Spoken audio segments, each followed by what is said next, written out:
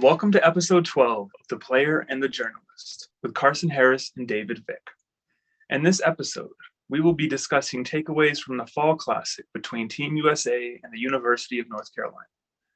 Topics include the new look Tar Heels, a new era for the red, white, and blue, and overall gameplay. Boom! Okay, it is time for episode 12. Get your energy up, people. Thank you to everyone that listened to episode 11. A new era here for the podcast, and for lacrosse in general, because it's a whole new season. So, Karson, how are we doing on this beautiful Saturday afternoon? Very good, very good. Very excited to talk lacrosse. Miss it this fall. I wish we could watch fall ball games because I'm missing it a little bit, but excited to talk about it.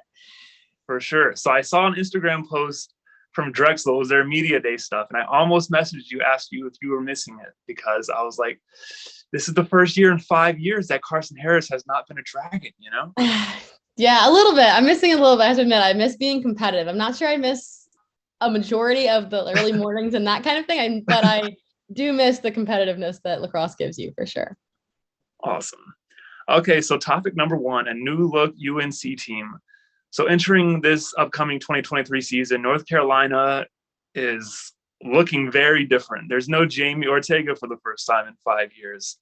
There's no Taylor Moreno for the first time in 5 years. There's no Andy Aldave. It's just a whole new UNC team. Obviously, they still have Olivia Dirks. They have Caitlin Wurzberger, but it just seems like the stars are gone in a way for UNC. But against Team USA, we got to see some young talent step in. Let's start off with Alecia Nicholas, the goalie. I think that's a huge position, obviously, replacing Taylor Moreno. I have the previous 4 UNC goalies for you, and just to prove how important it is that you're a great goalie if you play at UNC, because the fans expect you to be absolutely incredible. So we have Taylor Moreno, started since 2018. She was backed up by Elise Hennessy, who many people probably do not know, but she was a really good goalkeeper. She came in the Final Four against Boston College a few years ago when Sam Puzo hit that winner in overtime. She got them basically back in the game. She came in relief of Moreno because she was struggling. Elise Hennessy was a beast, okay? Real Tar Heel fans will know that. Kaylee Waters, Team USA goalie, okay? And then going back before her, Megan Ward, who split time with Kaylee Waters. Again, the position of goalie at UNC is for the best of the best. If you're going to play goalie at UNC, you got to be really dang good. Alecia Nicholas, we're going to see how good she is. It looks like she's a starter, at least at this point in time. She started in the Fall Classic against Team USA, played the whole first half. So I feel like that's a pretty good sign that she's the starter at this point in time. Obviously, things could change, injuries happen, and whatnot. But Alecia Nicholas, sophomore, 4-time All-American in high school. What are your thoughts on Alecia Nicholas as a player? Yeah, I mean, I think she played well in the Fall Classic. That's a tough spot to just be kind of thrust into I think she logged 102 minutes last year. So she does have some sort of experience at that high level. But against our US team is a powerhouse, especially in their shots. Like, I think that's a tough spot to be thrown into, but she did well. She held her own. I think she rattled them in the first half. The US team seemed pretty rattled. And I think that was a huge part in her as well. And I just thought it was very interesting that I think all of, if not most of the UNC goalies that they're picking from right now for the starting position are sophomores, or I think one's a redshirt sophomore. So I think that position in general right now is speaking to the youth that UNC kind of has and the youth that they're relying on to carry themselves like through this season and in a couple more to go, because a goalie is a tough spot to not have a ton of experience in. And people recruit in a very specific order of goalies so that they always have somebody who is kind of coming up, but to choose between 3 sophomores is a tough ask. So I'm rooting for her this year for sure. So we will get into the gameplay later on, but UNC, while they may be a young team in certain areas, their starting defense is all returning except for Emma Trenchard. So that'll be a huge plus for whoever the goalie is. I think what we've also seen in years past with Jenny Levy is she's not afraid to make a change. So just because Alecia Nicholas starts the season or someone else doesn't mean that will be their full-time goalie. Things are subject to change, but their defense should be able to hold down the fort for them. So one last thought I have on Alecia Nicholas. So she came in to the Final Four game last year for Taylor Moreno when Moreno had the life sucked out of her. I'm not going to mention Voldemort again, even though I just mentioned him as I did last episode. But anyway, so she came in and she didn't really see a whole lot of shots. I believe she saw 3 shots while she was in there, according to the stats. But she was in there for a decent amount of time, so she got big game experience. She's the one that saved the Charlotte North 8-meter rip, right? Oh, this is the Final Four against Northwestern. Oh, no. Okay. Which goalie came in the... So Alecia Nicholas came in for Taylor Moreno in the Final Four game when Moreno was struggling against Northwestern when they went down big. Okay. So I don't have the minutes for that, but she did play in that game. Didn't see a whole lot of shots, but big game experience that can only help any player, really. And so I thought she looked good against Team USA. She got off to a slow start. I think they scored a few goals. Obviously, they had that one right off the bat with Allie Kennedy. But I thought she looked good. And as you mentioned, it's a tough position to be in. I think, when Team USA plays, it's especially these exhibitions, it's hard to really – I feel like it's hard to put a whole lot of weight into their performance because they only get like a day or two of practice before they play. And especially with this roster, it was very fluid from the World Cup roster. And so I feel like it's always hard to judge how they perform, but I feel like she still played the best players in the world and she played good. So right. I agree. Who else impressed you for UNC? I had Brooklyn Walker-Welch as the defender. She's a sophomore. I thought was super impressive. I literally have written down Speed Demon in my notes because I just loved watching her up the field. And I thought we will talk gameplay later, but UNC's transition was huge for them in that game.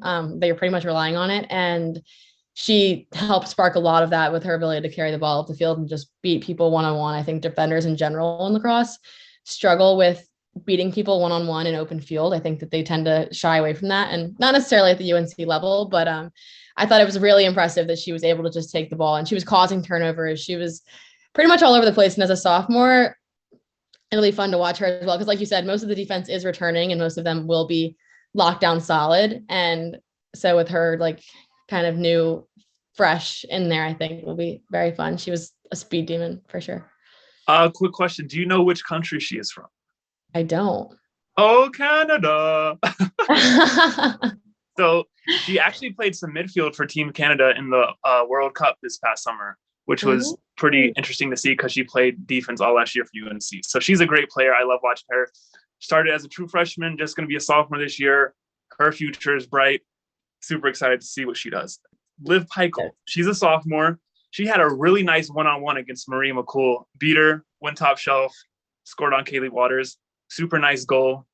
And if you score on Marie McCool one-on-one, you're doing something right because Marie McCool is a beast. Okay, Marie McCool, one of the few truly great two-way midfielders in the world at this point in time. So Liv Pikiell beat Marie McCool one-on-one, and that's all I needed to see. Okay, if you can do that, you're doing something right. So Liv Pikiell impressed me with that one play, and I think she's going to be a factor for UNC this season. Who's your next player? My last one was young talent was Reilly Casey. And bingo, me too. Okay, go ahead. You'll probably have more to say on her than I will. But she has seen action for UNC in the past, minor action, but she has been in there. She totaled 4 goals and 5 assists last year. So she's an attacker, which is nice because I think that's where UNC is struggling right now is on their attacking side. They have some strength through the midfield and obviously strength in the defense, but right now they're kind of relying on Caitlin Worsberger to step up. And so with Reilly Casey as an option as well on attack, I think her role this year for UNC will just be to utilize the space that her other attackers are creating for her, because they do have they have a transfer coming in, UNC does. So I think there will be space created by other attacking players. And I think that Reilly Casey, because she is young, her job will just be to find that space and utilize it to the best of her ability. For sure. So she had a snipe from the 8-meter against Team USA. It was sick. Okay. Again, top shelf, high to high, smoked it past the goalie. And I was like, oh my gosh, she's a beast. Okay. So Reilly Casey, as you said, she hasn't played a whole lot, but she is a junior. So she's played with Jamie Ortega. She played with Andy Aldave, Sam Geyersbach, who all 3 of those are gone. She played with Katie Hogue. So she's been around a lot of great attackers at North Carolina. And so she hasn't played a whole lot. And I always talk about motivation for players. I think motivation is huge in whatever you do in life. And I feel like for a player like her, she hasn't played a lot. Now she's going to get a chance because other players have graduated. I feel like her motivation should be through the roof. And if that one goal is a taste of what we can experience this season for Reilly Casey, I'm going to be watching her like crazy. I mean, oh my gosh, that goal had me hyped up. It was just beautiful. It was beautiful. I mean, you couldn't have shot it any better. Okay. Charlotte North could not have shot it any better. Okay. It was beautiful. Challenge. So as you said, she hasn't played a whole lot, did not play at all as a freshman, and played a little bit last year. But a lot of new faces for for North Carolina this year. I think she's going to be one of them. And I think she's going to be a very contributable player for their offense. And one last thing I will add on that. For the attack for North Carolina, I went and looked at their roster. They have 8 attackers listed. Obviously, that's subject to change some because midfielders sometimes go play attack. And I bet some of their freshmen will be converted to attackers too. So, but right now they only have 8 attackers listed on their 2023 roster.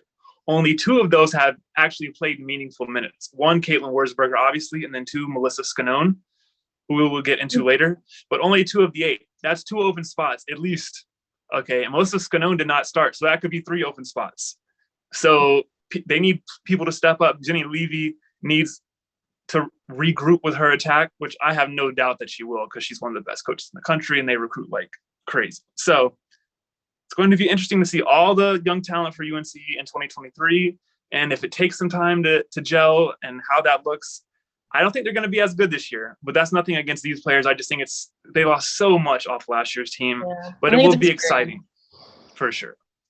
All right. So sticking with UNC, but moving on to leaders, who do you think will emerge as leaders for the Tar Heels this year? I'm excited. I think that you have different people emerging in different spots of the field. I think that there's going to be, I'm interested to see who the captains are in general, but I do think that there's going to be very much so positional leaders on this team, which is true in almost all teams. Everyone has those. But I think that Elizabeth Hillman possibly as an option. I don't know if you have her as an option, but she did start 17 games for them last year. And her numbers weren't huge that she was putting up last year, but she does have experience, and she did start 17 games for them last year. And could help bring some experience to the table. And whether she's a leader or not, she at least could be some sort of calming presence for them when the youth energy starts to show. So she's one of my options. And then Olivia Dirks, I don't know if she's another one of your options, but Olivia Dirks is also somebody that could potentially, she did come off the bench last year. She wasn't a starter for most of the games. And she came from Penn State, right? Where she was like their number one option. She was looked to for every single time they needed anything. And she wasn't as utilized at UNC as she was at Penn State. Obviously the caliber of talent around her went up, but I do think for her as well, I don't know if she'll be the leader. She won't be able to step up and be a leader like Jamie Ortega. She won't be a leader like Taylor Moran. Like, I think that she doesn't have the experience at UNC to have that kind of leadership, but in terms of being in the midfield, I think she will be helpful at least for to keep everything kind of orchestrated. For sure. So I actually did not have either of those players. So it's interesting that you say that. Now that you mentioned Olivia Dirks, I do think she can emerge as a leader in the midfield unit. She's almost guaranteed to start this year. Right. And she would have started at almost every other school last year if she wasn't at North Carolina. So no fault on that. Elizabeth Hillman, that's an interesting one. She has really struggled to stay healthy in her time at UNC. She was a big recruit coming out of high school, was on the Team USA U19 team a few years ago. If she stays healthy, then she can do good things. But she's been injured, I think, every single year. So it'll be interesting. I would argue, though, you don't necessarily have to be healthy to be a leader. There's lots of times where you've seen somebody like Izzy Skane, like you can be not on the field. And now I understand leader in this, the way we're talking about it, is a leader on the field. But I do think that just being there for that long will be helpful for her, either on, maybe off the field. I'll give you maybe off the field, but I do think that could still be something. Okay, that's totally fair. And I believe she is a 5th year, so she's been at North Carolina a while. So yes, that very well could be true. Okay, so you kind of went with some midfield players. When I thought of this question, my immediate thought was defense. For sure. So I went back and looked. Their 4 defensive starters in the national championship game were Emma Trenchard, Gabby Hall, Brooklyn Walker-Welch, and Emily Knowles. All of those players are back except for Emma Trenchard. Obviously, she was the best defender in the country. That's a big loss. But you have the 3 other starters returning. You have Brooklyn Walker-Welch, who we discussed earlier. She's going to be a sophomore, going to be even better. She just played on the international stage over the summer, got great experience with that. And so I feel like the leaders will be the defense for UNC. You have Gabby Hall, who I just mentioned, redshirt senior. Emily Knowles, senior. Brooklyn Walker-Welch is just a sophomore, but I think she'll be just fine.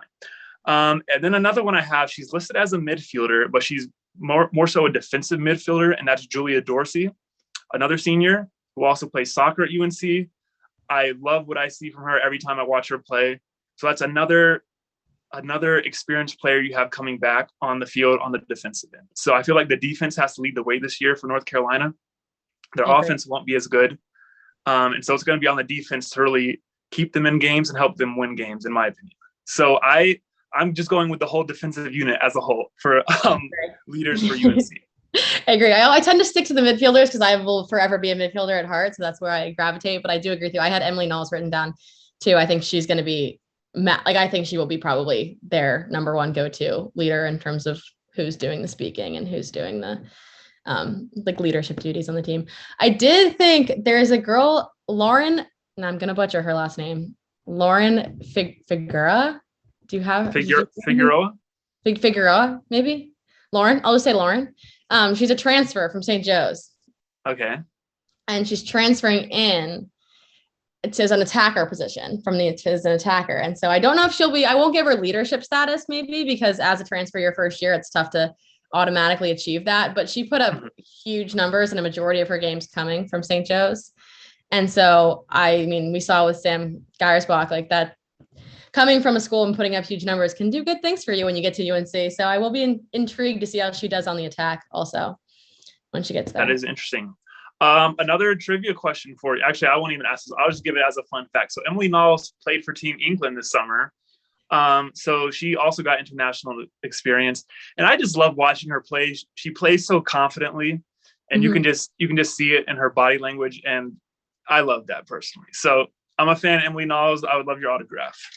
Okay, moving on. Sticking with UNC, one quick final touch point before we move on to topic 2. Does UNC lack a true number one option? Quick yes or no, and why? I think no, personally. I think I have to go with no. I think that Kaylin Wurzberger will be helpful, but I think she will be helpful in terms of a attacking unit. I think she will draw attention, but she will not. I don't think that she's going to be enough for give her the ball, 7 seconds left, go tie the game up for us, go win the game. I think they are lacking that. I think in terms of a dynamic player as well, like Jamie Ortega could do it all. She could create options from passing, could create options from shooting. I think that they are missing that this year for sure. I think they're going to miss. That's going to be a big hole for her. So to confirm, your answer is yes, UNC does lack a number one option. My answer is yes. Sorry. Okay. No, they do not have one. Yes, they lack it. Okay, I also agree. So obviously Jamie Ortegas don't come around every day, just like Charlotte Norths don't. Kylie O'Miller's, Ali Macera. A little sneak peek into the future of this episode. I think they do lack a true number one option, but what I don't know if it's because of the system that they run. They move the ball so well, and they always have. I don't know. It's not like Boston College. Obviously, Boston College moves the ball as well. You have to move the ball. But Charlotte North was clearly their number one option. And before her, it was clearly Sam Apuzo. And so I don't know if it's because of the system that they run and that players aren't really afforded that ability to be that number one option. So I don't know if it's necessarily a bad thing, but no disrespect to Caitlin Wurzberger. I just haven't seen the ability for her to win one-on-one dodges. She's more, in her first 2 years, she gets open off ball, and she gets open because of schemes and whatnot. And she's a great shooter. When she gets open, she's going to score. But if you don't have someone that can win those one-on-one matchups, then I don't think you have a true number one option. So we'll see. It's very possible that someone will emerge. They have to have good dodgers on the team, but will the system allow them to win one-on-one? Because obviously you're not going to score all your goals off of a play or off of a fast break. You're going to have to win some one-on-one. So that'll be interesting, and really to see how they do it against higher level competition. So my answer is also yes, I think they lack a number one option. So we'll see how that develops. Topic number 2, moving on to a new era for Team USA, the red, white, and blue, the stars and stripes. Okay, recent retirements. I'm just going to mention 4 names, and then I will give you the floor. Recent retirements: Taylor Cummings, Alice Mercer, Liz Hogan, and Emily Perros. All great players. Midfield, defense, goalie, midfield. All great players. Taylor Cummings and Alice Mercer were on Team USA for the last 2 World Cups. Liz Hogan, same with her. Emily Perros, very underrated player, was great in Athletes Unlimited Season 1, was great in the World Cup. She stepped aside. She's also no longer an assistant at UNC. She's been replaced. She's decided to step down, so Marie McCool stepped in. So those 4 players retired. Those are big names, and especially because the rosters aren't all that big to begin with. So it's really a new era for Team USA, I would say, especially when Taylor Cummings steps aside, because she is always a big name in women's lacrosse and was really one of the faces of the team, in my opinion. So what do you think on Team USA and their kind of, same with UNC, a new look, a new feel, and a new era? Well, did you mention Kayla Trainer? I did not mention Kayla Trainer. She also just retired. Oh, she did? I'm pretty sure she is also retired from, I'm not sure from like lacrosse in general, but from the US team. I'm almost sure that she's got a thank you Kayla Trainer on their Instagram. I just she does. Googled it. So yes, I'm pretty sure. I did not know that. Wow. Okay. I'm pretty sure they lost Kayla Trainer, which personally, out of everyone that you just listed, I think is their biggest loss, which could be a hot take because I know Taylor Cummings is US lacrosse, but I am a huge Kayla Trainer fan. I think she's definitely the best scorer in the world right now. So yeah, I think she's been the best scorer in the world for so many years. She is incredible to watch, and I'm so bummed about her losing her too. But on the same token, I do think that it was time for the players to retire. I think they've given so much to lacrosse. And are you calling them old? I'm just playing. No. But I do think that they've given so much to the sport, but the sport's also changing, and I think that they've done an incredible job keeping up with it, better than I would have ever expected anyone to do. But on the same token, like these new players are coming in with the same caliber of talent, just not quite as much experience on the US team. And I'm excited that these new players are coming in and getting a chance to shine and be in the spotlight and kind of get an opportunity to be part of the US team where maybe they wouldn't have had one before the recent retires. So as much as I do have so much respect for those players that are retiring, they've done an incredible job doing what they're doing. I am really excited for the openings that they're leaving for the new players. Breaking news. So we just heard from Karson that if you're around 30, you're old. So I'm sorry to all the older people out there that are listening. No, please no. So also there are a lot of young talent for Team USA that did not play. You have Lizzie Colson, Dempsey Arsenal, and Kylie O'Miller is injured. I think she has one more World Cup run in her. She can stay healthy. She's obviously coming off a very serious injury. But Lizzie Colson, Dempsey Arsenal, very young. You have Sam Apuzzo, very young.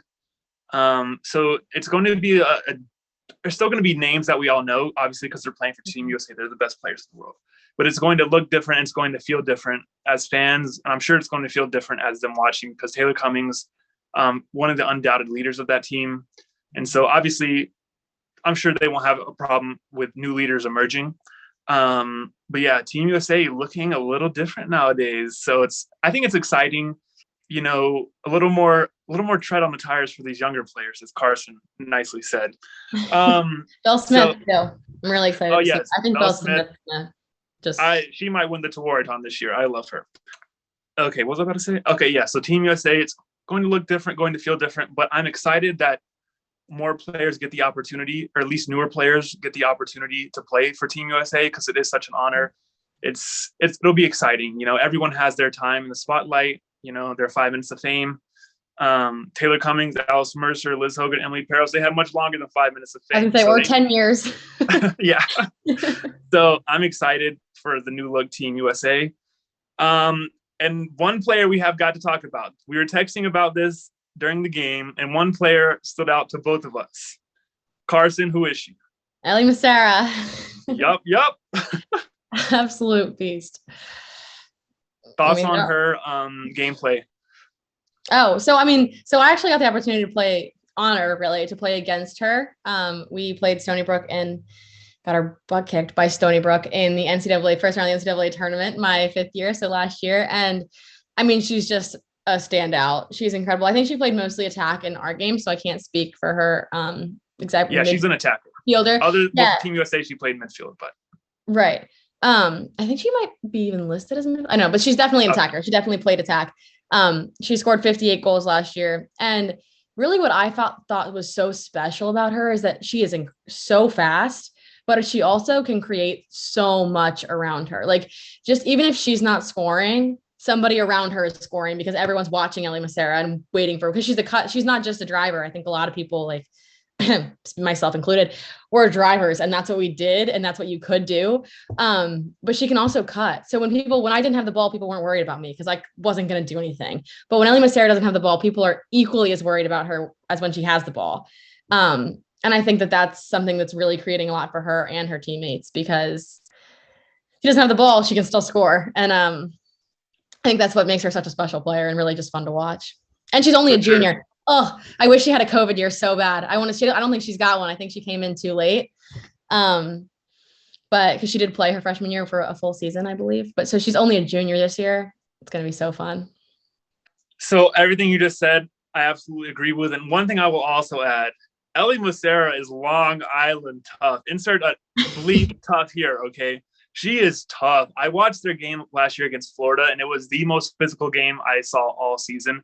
There were so many big hits, so many cards, so many fouls, and she got absolutely clobbered on this one drive, and she bounced right back up when it took her 8-meter. I mean, she is freaking tough, okay? And that just fits the mold of a Stony Brook player. Definitely, when you think of Stony Brook, I would say you think of tough, and you think of Allie Kennedy. Alecia is Allie Kennedy 2.0. Mm-hmm. And so we're going to have to come up with a good nickname for her. I know Dana Boyle came up with a great nickname for Allie Kennedy. The Little Pistol, I believe it is. Amazing nickname. And Allie Kennedy likes that nickname. I asked her about it. She likes the nickname. So Little Pistol, I believe it's Little Pistol. It's something Pistol. I believe it's Little Pistol. That should be trademarked. Get some swag going, you know. Anyway, so Alecia did not play in the World Cup. I don't believe she was an alternate. She might have been. I think she was on the training team. Training team? Okay. Mm-hmm. So I know like Kinsey Kent was an alternate, and she started in this game. Haley Warden was an alternate. She wasn't at this game, the Fall Classic. But yeah, Alecia came in and just it seemed like she had been there before. It seemed like it was her 5th year playing for Team USA. Mm-hmm. Confidence, she's got it. Smoothness, she's got it. I mean, she's got everything that you could want.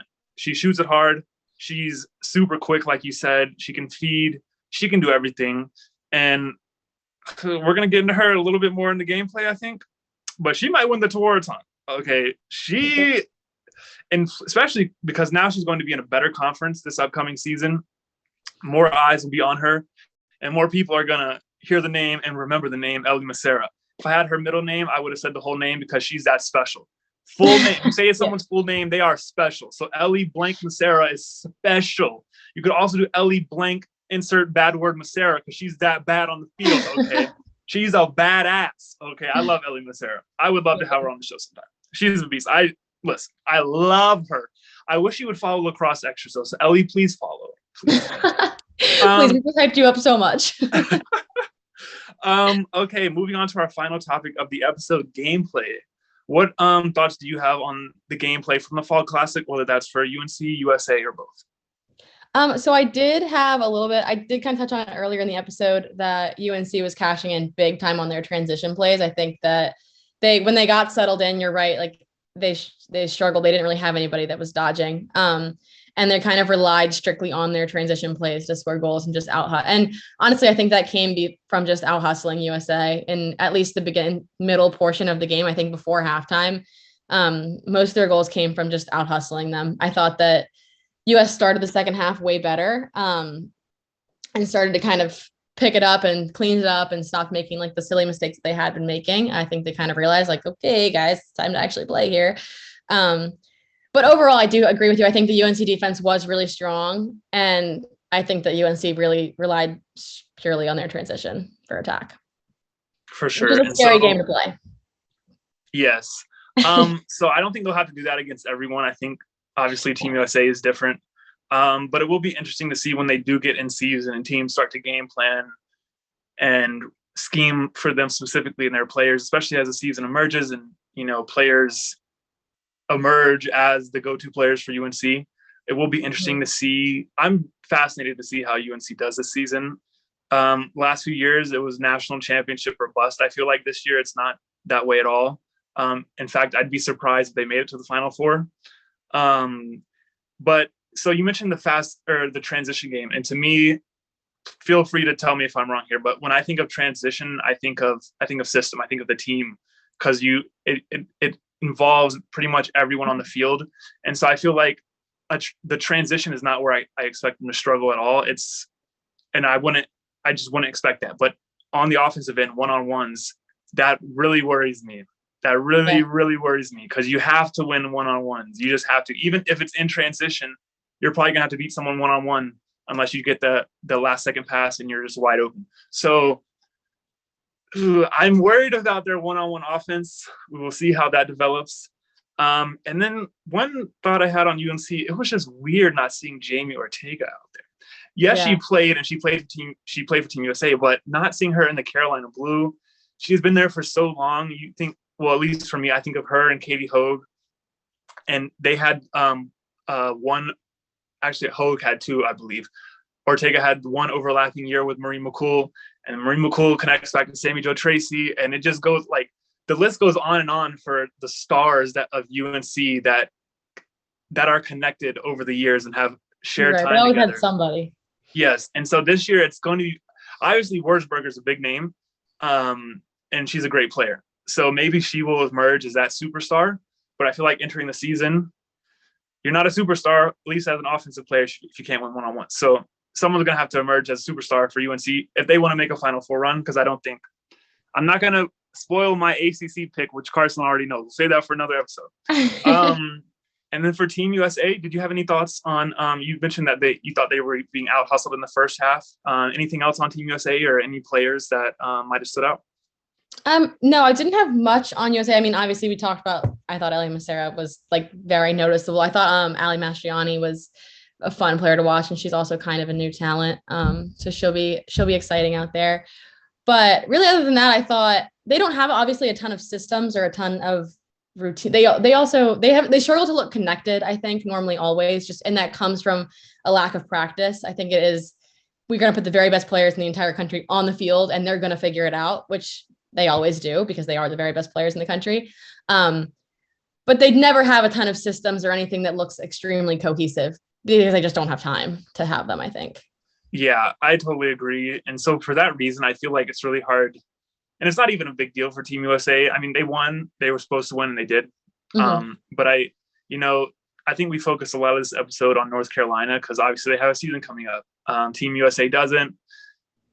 A few years from now, when they're playing another World Cup, it'll be more important. So right. I don't put a whole lot of weight into their performance. Like you said, they don't get a whole lot of practice time. Mm-hmm. And I really believe, I don't want to say system necessarily, because I don't know if that's the right word, but the construction of a team matters. The coaching matters. The culture matters. And obviously, I'm not saying they don't have a good culture, don't have good coaches or anything like that. But I'm specifically referring to college teams, when you practice together every day for months and you're around each other every day during the season, it's just a different type of atmosphere. And you get to learn each other as players more. You get to learn what each other's tendencies are. It makes you better as a team. You get to run plays. You get to, when a play gets broken down, what are you going to do? You get to learn those things and what other players are doing. Whereas for Team USA, I feel like, especially in a game like this, I don't know if they ran a single play, and they didn't have to because they have the best players in the world. But that, like, running plays and the system and that, all that stuff really matters to a team, and that makes for good lacrosse. If teams just did one-on-one the whole time, it wouldn't be as exciting, I don't think. Right. So it's hard to judge for sure. So basically, just some of my thoughts. It's hard to judge Team USA on their performance. They did what they were supposed to do and they won the game. So, and also just one last thing on that. I feel like when you get all these great players together, they're all coming from, especially recent college players. And when they were all in college, they were the number one option pretty much, whether offensively or defensively. And so I feel like there's like a, you take it, no, you take it, no, you take it kind of feel. And so it's not the smoothest game of lacrosse that you'll see when they don't get a whole lot of practice. Like Sam Apuzzo, for example, she she was a non-factor, and I'm like, come on, Sam, just go to the cage. Yeah. Yeah. So Sam Apuza was my favorite all-time player. So anyways, so yeah. So UNC USA Fall Classic I think it was a good game. It was exciting to see lacrosse. It was exciting to see these players again. No offense to Athletes Unlimited, but I hate their rules. So it was good to see them play actually real lacrosse again. Okay. And also one thing I will add, I'm sure it will go this way at some point, but the international game has got to add a shot clock. So, oh my God. It drives me insane. Me too. Oh my gosh. No, me too. And also, like, at the Fall Classic, why are we not playing a shot clock? Every one of these players has played a shot clock at some point. Why are we not just putting it on? Like, it's not, why are we? I don't get it. For sure. Yeah. That drove me crazy during the international games this summer. It drove me crazy during this game.